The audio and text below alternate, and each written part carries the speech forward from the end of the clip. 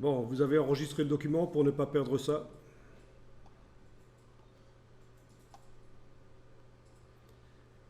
Alors maintenant, je reclique dans le paragraphe pour indiquer que je travaille sur lui. Et je vais dans le menu de la palette paragraphe jusque lettrine et style imbriqué. Et je vais dire, tiens, je n'applique pas le style de caractère. Je vais faire 100.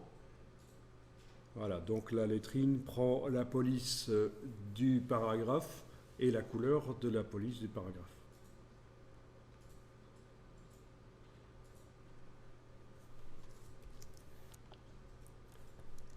Et je vais demander ici nouveau style imbriqué. Quel est le style que j'imbrique? Eh bien, c'est le style pour la lettrine. Voilà, lettrine pour corps du texte. Que je vais appliquer sur un caractère. Voilà. Lettrine pour corps du texte sur un caractère. OK. Et visuellement, rien ne change. Mais vous avez des possibilités en plus maintenant.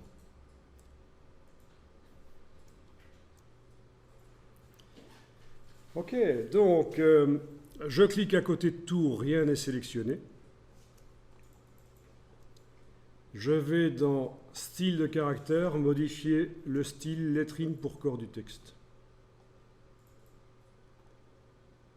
Alors, c'est là que ce n'est pas toujours évident à comprendre. Nous avons une lettrine, et dans le paramétrage de la lettrine, on a demandé qu'elle soit sur 3 lignes, on est d'accord?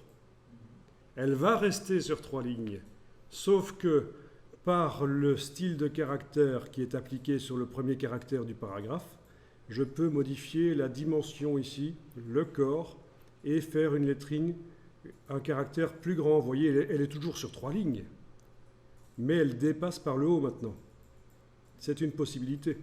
Et donc, voilà comment dans InDesign, vous faites une lettrine qui déborde par le haut du paragraphe.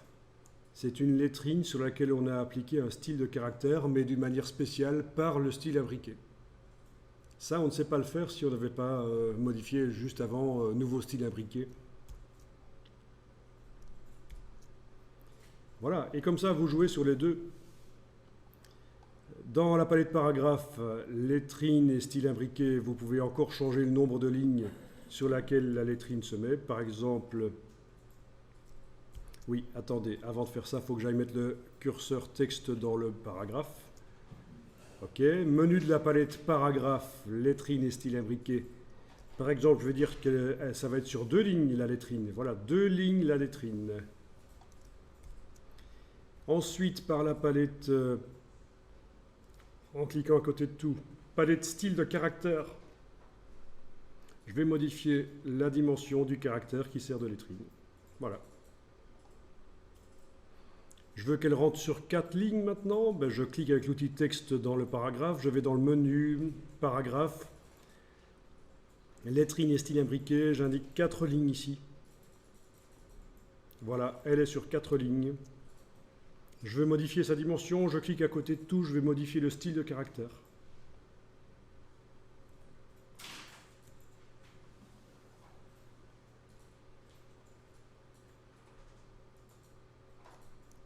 Ça va, vous voyez l'intérêt ?